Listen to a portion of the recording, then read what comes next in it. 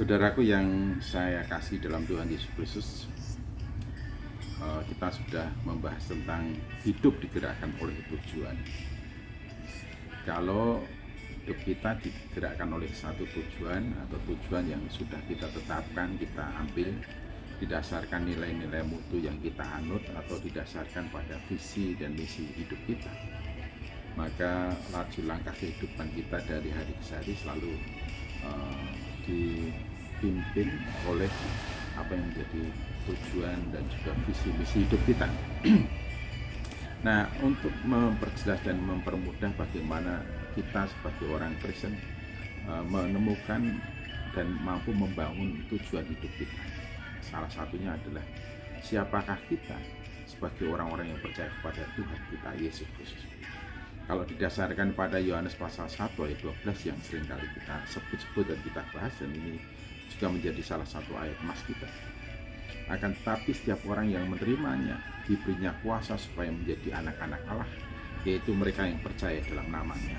Saya, Bapak Ibu dan saudaraku yang percaya pada Yesus Kristus diberi kuasa menjadi anak-anak Allah. Jadi siapakah kita? Siapakah saya? Siapakah Bapak Ibu dan saudaraku? Siapakah kita? Kita adalah anak Allah. Anak-anak Allah, kita adalah anak Allah. Nah, bagaimana tujuan hidup seorang anak Allah itu? Apa tujuan hidup kita sebagai seorang anak Allah? Selain daripada menyenangkan hati Bapa. Nah, kalau setiap langkah laku hidup kita, mulai dari pikiran, perasaan, dan juga perbuatan kita adalah bermaksud bagaimana supaya Bapa berkenan, atau apa yang kita lakukan betul-betul membuat Bapa berkenan atas apa yang kita lakukan. Jadi tujuan hidup sebagai anak Allah adalah menyenangkan hati Bapa.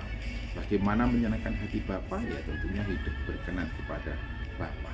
Ada beberapa hal penting yang dapat menjadi catatan bagi kita dan sekaligus untuk mendireksi hidup kita supaya kita benar-benar hidup sebagai anak Allah. Di antaranya pernyataan-pernyataan yang diungkapkan oleh Tuhan Yesus Kristus ketika dia menegur orang-orang Farisi dan pemimpin agama pada waktu itu, dan disampaikan pada khotbah di atas bukit. Dikatakan bahwa hendaklah hidup keagamaanmu lebih daripada hidup keagamaan orang-orang Farisi. Jika hidup keagamaanmu tidak lebih daripada orang-orang Farisi, maka kamu tidak akan melihat kerajaan Allah atau tidak berkenan kepada Bapa. Maksudnya apa? Yaitu kita hidup sebagai orang percaya bagaimana kita melakukan kehendak Bapa. Tuhan Yesus Kristus juga mengungkapkan satu pernyataan teguran yang sangat keras. Memang mudah sekali kita menyapa, menyebut, menyeru nama Tuhan, Tuhan, Tuhan, Tuhan. Namun dikatakan bahwa bukan setiap orang yang menyuruh nama Tuhan, Tuhan, Tuhan akan masuk dalam kerajaan Allah. Tapi siapa?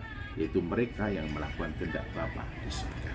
Jadi sebagai anak-anak Allah memang kita mestinya berbuat dan hidup melakukan apa yang dikehendaki oleh Bapa di surga. Nah, bagaimana hidup melakukan apa yang dikehendaki oleh Bapa di surga? Bapa sendiri telah menegaskan untuk dan bagi Tuhan Yesus Kristus, ini anakku yang ku berkenan. Ya, dikatakan dia.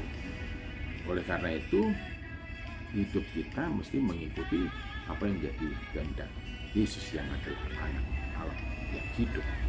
Oleh karena itu, untuk hidup sebagai anak Allah yang oleh karena kita percaya pada Yesus Kristus, mestinya kita implementasikan, wujudkan dalam praktek hidup yang mengikuti apa yang dikehendaki oleh Tuhan Yesus Kristus. Dan Tuhan Yesus Kristus sendiri juga menegaskan di dalam Injil Yohanes pasal 14:21, barang siapa memegang perintahku dan melakukannya, dialah yang mengasihi aku, dia akan dikasihi oleh Bapa, aku akan mengasihi dia dan aku akan menyatakan diri kepadanya. Jadi bagaimana kita menyenangkan hati Bapa, yaitu jika kita hidup mengikuti, menuruti apa yang diinginkan, dikehendaki oleh Tuhan kita Yesus Kristus. Itu salah satu hal yang penting yang menjadi catatan bagi kita jika kita ingin hidup menyenangkan Bapa. Di dalam Efesus pasal 5 ayat 1, hendaklah engkau menjadi perut seperti anak yang kekasih. Perut Allah seperti anak yang kekasih. Seperti anak yang kekasih itu siapa? Seperti Tuhan Yesus Kristus. yang dalam kepatuhannya sampai mengorbankan diri di atas kayu salib sebagai persembahan yang harum di hadapan Bapa.